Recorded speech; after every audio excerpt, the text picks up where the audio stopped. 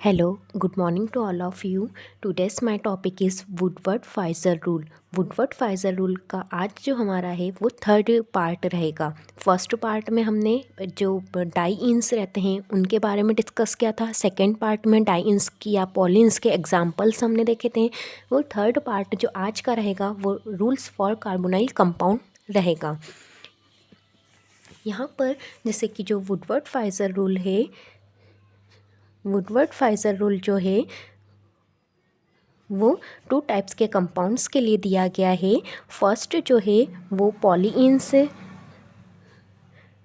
Second जो है वो carbonyl compound.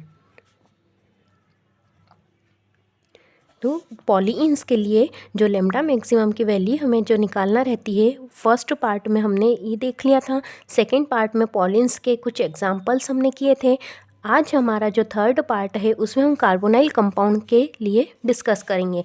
Carbonyl compound means C double bond O. इस टाइप के जो कंपाउंड्स होते हैं वो होते हैं कार्बोनाइल कंपाउंड। तो कार्बोनाइल कंपाउंड के लिए हमें लेम्डा मैक्सिमम की वैल्यू को फाइंड करना है। तो यही हमारी जो हेडिंग है वो भी यही है कि rules for carbonyl compound and rules for enones भी हम इन्हें कह सकते हैं। Lambda maximum for alpha beta unsaturated carbonyl compound.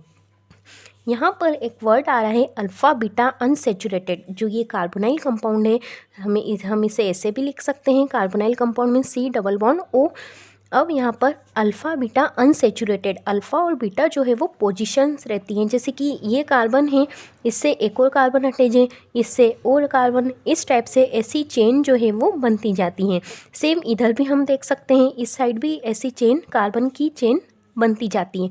तो ये जो हमारा जो ग्रुप है, कार्बोनिल ग्रुप है, इसके जस्ट साइड वाला कार्बन जो होता है वो होता है अल्फ़ा कार्बन। और सेम ये इस साइड वाला भी, ऐसा नहीं कि ये केवल एक ही साइड हम जा रहे हैं, यदि इस साइड भी है तो वो भी हो जाएगा अल्फ़ा कार्बन। फिर अल्फ़ा के जस्ट साइड वाली पोजीशन होती है बीटा, बीटा के जस्ट साइड वाली पोजीशन होती है गामा, एंड गामा के साइड वाली होती है डेल्टा। इस टाइप से हम इधर भी कर सकते हैं, alpha beta gamma and delta. ये ऐसी जो पोजीशंस रहती हैं वो आगे बढ़ती जाती हैं।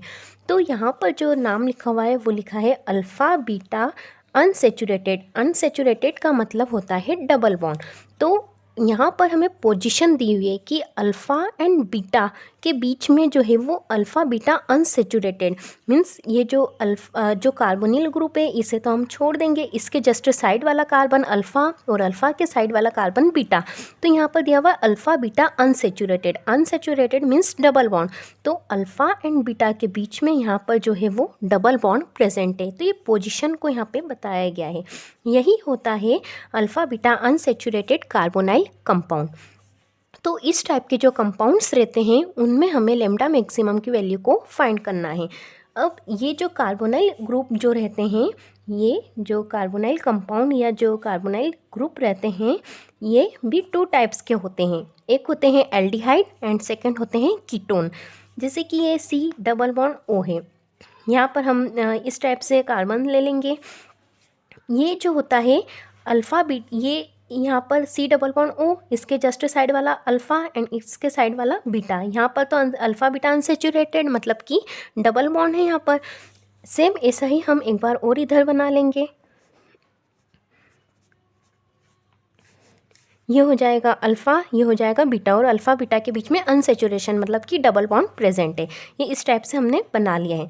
अब क्या होता है, यदि ये वाले कार्बन पर हाइड्रोजन प्रेजेंट है तब वो हो जाता है एल्डिहाइड, मतलब CHO हो जाएगा। तो CHO ग्रुप जो होता है वो एल्डिहाइड होता है।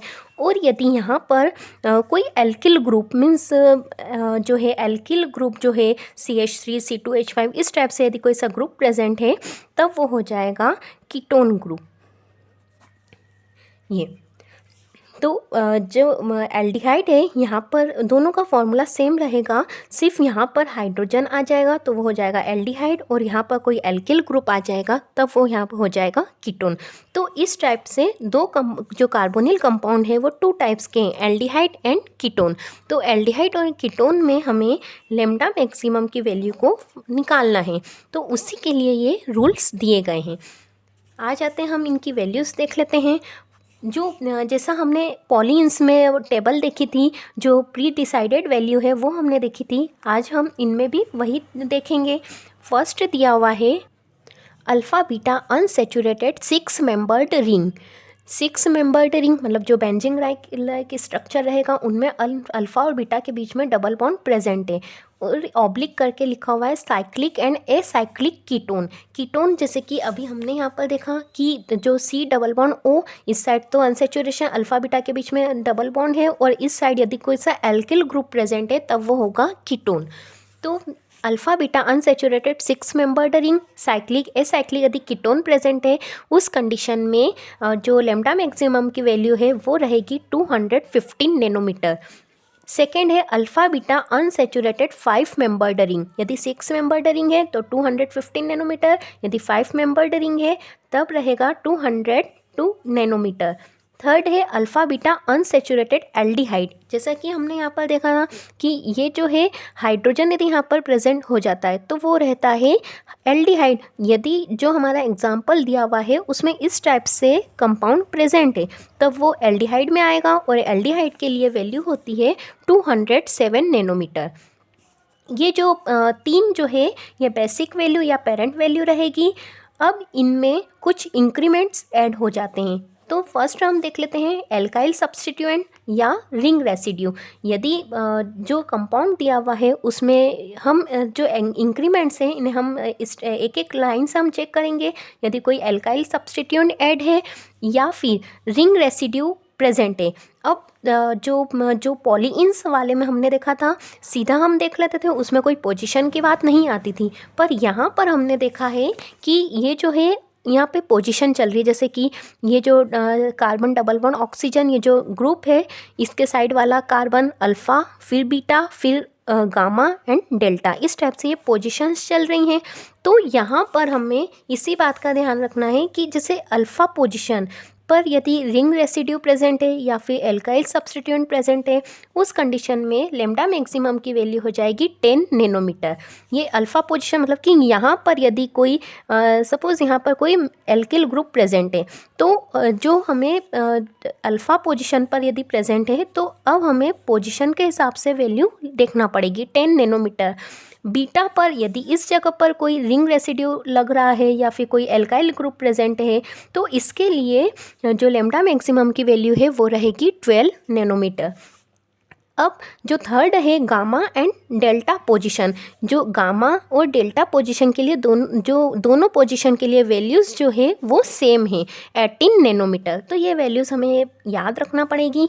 जो पॉलीन्स में तो हम सीधा लिख लेते थे कि रिंग रेसिड्यू प्रेजेंट है 5 नैनोमीटर प्लस कर देते हैं, एल्काइल सब्स्टिट्यूएंट है तो 5 नैनोमीटर प्लस कर देते थे। बट यहाँ पर हमें पोजीशन को बताना है, पोजीशन का हमें ध्यान रखना है कि रिंग रेसिड्यू प्रेजेंट है, एल्काइल सब्स्टिट्यूएंट प्रेजेंट है, बट वो किस पोजीशन पर प्रेजेंट है तो उसे हमें पोजीशन के थ्रू यहाँ पर बताना पड़ेगा। अल्फ़ा पोजीशन के लिए 10 नैनोमीटर, बीटा के लिए 12 एंड गामा एंड डेल्टा दोनों के लिए सेम वैल्यू है 18 नैनोमीटर। ये इंक्रीमेंट फर्स्ट वाला हो जाएगा। Second exocyclic double bond.